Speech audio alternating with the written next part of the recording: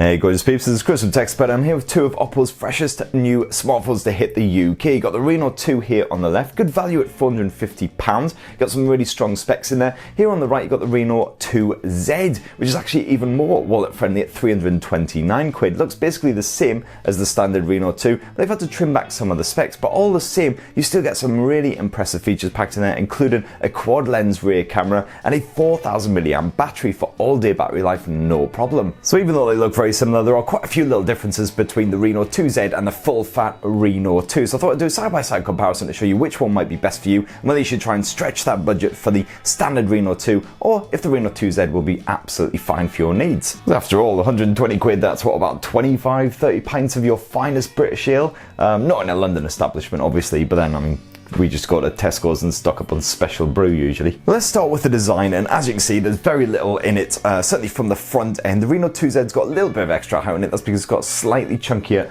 bottom bezel, but they're both 6.5 inches. In other words, they're both absolute beasts. If you're looking for something that's easy to use one-handed, then you might want to look elsewhere. But at least there's very little bezel action on both of these handsets. That screen pretty much fills the full front edge of the phone, and as you can see, no annoying nipple notch or anything like that to intrude on the action, because both of these handsets have a pop-up selfie camera. The standard Oppo Reno 2 actually has Gorilla Glass 6 around the front to keep it super protected. It's Gorilla Glass 5 here on the Oppo Reno 2Z, but if you flip them both around, you see they both have a nice shiny glass rear as well, and it's Gorilla Glass 5 on the back of both of these handsets. And it is a slightly different color scheme between these two devices as well. You can get the Oppo Reno 2 in either black or ocean blue. This is the blue model. It looks obviously quite a dark blue, as you can see there. The Oppo Reno 2Z, you can either pick it up in black or this lovely sky white finish. I'm actually struggling to work out which one I like the most. As you can see, they both rather dazzle when they catch the light. Rather lovely little attractive light pattern.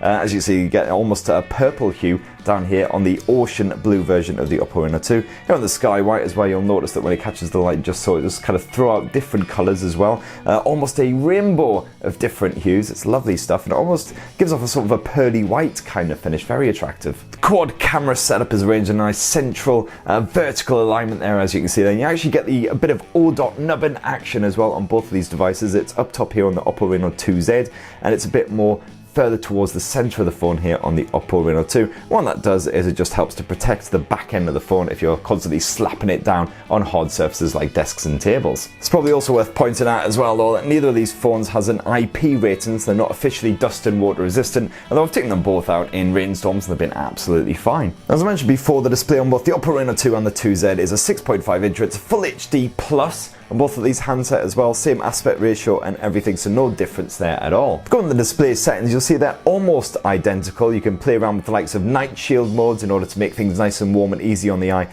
at night time and such forth, but the only one to have a screen color option is the Oppo Reno 2. As you can see, it starts off in vivid by default, but you can knock it down to gentle if you prefer more natural, sort of simpler hues. You don't get that option unfortunately here on the Oppo Reno 2Z. You will notice that the Oppo Reno 2 on that vivid mode just produces slightly warmer, slightly punchier hues, as you can probably just about make out there with the likes of the sand in the background there. But overall, nice crisp picture, great looking stuff, whether you kick about with some Netflix, bit of YouTube, whatever you fancy doing. Neither of these devices unfortunately supports HDR, as you'd kind of expect at this sort of price point. There are very few devices that will do. Nokia's got a couple of handsets out there, like the likes of the 7.2 that will do. But again, doesn't really matter too much because they're AMOLED displays. You get nice crisp blacks, as you can see, they're nice and dark, and you can clearly make out what's going on in these really dark night scenes. No difference for the audio side of things though. You get a mono speaker down below that pumps out all of the audio. There's no stereo speaker setup on the standard 2 or the 2Z.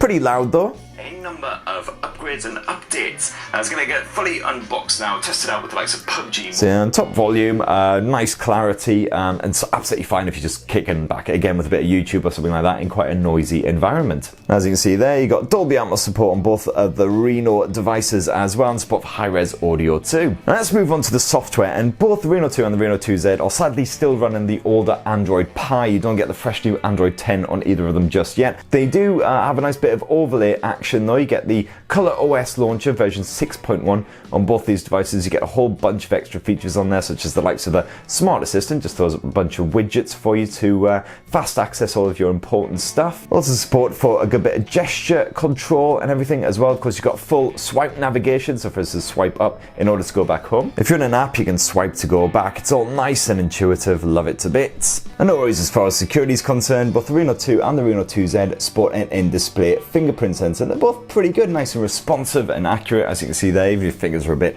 dry or moist, these things have really come along quite a way in the previous year. And if you can't use the fingerprint sensor for whatever reason, you've got some bondage gloves on or something like that, no worries, just tap that power button, the selfie camera pops up, and as you can see, even though you've got to wait for that mechanism and everything, it's nice and responsive, and again, pretty accurate. Both the Reno 2 and the Reno 2Z do demand active eye contact though, so that means you won't be able to use them when you're wearing sunglasses or something like that, but on the upshot, it also means that nobody can hold the phone to your face when you're asleep and unlock that handset that way. Now, one of the biggest differences between the Reno 2 and the 2Z is the performance. Here on the Reno 2, you get the Qualcomm Snapdragon 730G chipset, so a slight boost to the Adreno GPU compared with the standard 730, and it does really well for the likes of PubG Mobile, the likes of that. I've actually done a full test with PubG Mobile on the Reno 2, so go check out that video if you want to know more. Here on the Reno 2Z, things have been slimmed down a little bit. You've got a Mediatek Helio P90 chipset in there. That said, it's still backed by 8 gigs of RAM, just as you get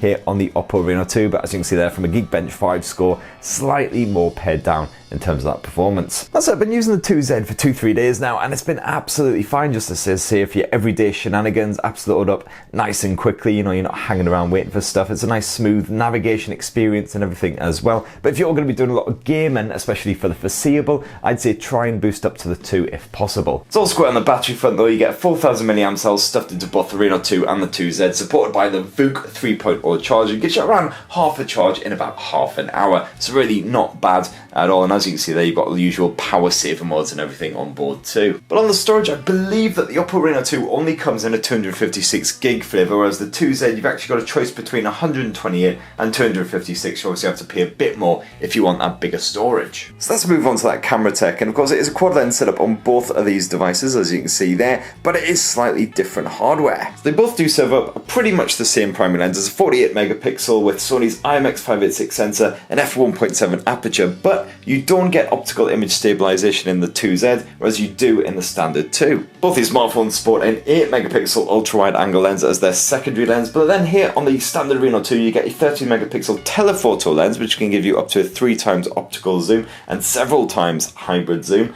On the Reno 2Z, that telephoto action is missing. Instead, you get a 2 megapixel mono lens, and both of them have a depth sensor as their fourth and final lens. Now jump on into the camera app, and as you can see there, it's quite a feature-packed experience on both the Reno 2 and the Reno 2Z. Lots of toggles and stuff to play around with. Get a nice bit of scene recognition, as shown off by the 2Z here. Reckons Mr. Tiger is a snuggly little puppy.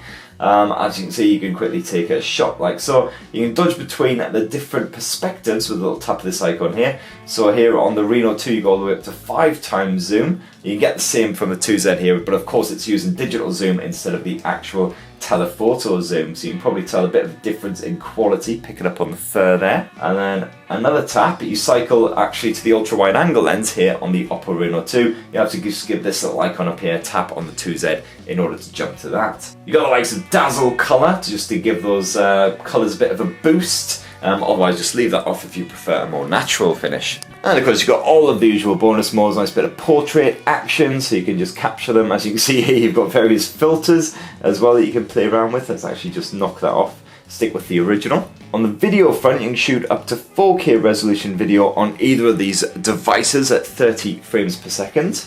Otherwise you can also dive down to 1080p, and that'll allow you to shoot at 60 FPS. And you've got loads of other bonus features that you can play around with on both the Reno 2 and the Reno 2Z as well, including the good old night mode, which just takes a long exposure shot, lots of different pictures taken at different exposures, sandwiches them all together, and you actually get quite a nice well-balanced snap overall. And you've got the expert mode as well, which is well worth diving into if you know what you're doing with the likes of white balance exposure levels, just to capture a very specific kind of photo. And then if we get out of this, we go back to photo mode and swap around to that front-facing camera. It's a 16 megapixel shooter, and both of these handsets, of course, just in a very different form. You got the lovely shark fin finish here on the Reno 2, just your standard sort of pop-up. I don't want to say a standard sort of pop-up, I actually really like the disco effect that you get as it slides up and slides down, that lovely purple hue, great stuff. And you once again have full access to the portrait mode, and you can shoot up to full HD resolution video. So there's basically bugger all difference between the two. And so there you have it. That is the difference between the Oppo Reno 2 and the Oppo Reno 2Z. As you can see, obviously in terms of the performance, quite a bit of difference. If you're after a smartphone for gaming, you definitely want to be tempted by the Oppo Reno 2 if your budget will stretch that far. Otherwise, the 2Z is absolutely fine for your everyday shenanigans, bit of web browser messaging, all that good stuff. So which one are you most tempted by? Definitely let us know in the comments down below. It'd be great to hear your thoughts. My Oppo Reno 2 review and unboxing everything is live right now. Oppo Reno 2Z, I've done the unboxing, haven't done the full review yet, so stay tuned for that. I've got lots of other smartphones piled up, unfortunately, so it might take a little while to get there, but we will get there in the end. And yeah, please do poke subscribe and ding that notifications bell if you haven't done so. Alright, cheers guys, love you!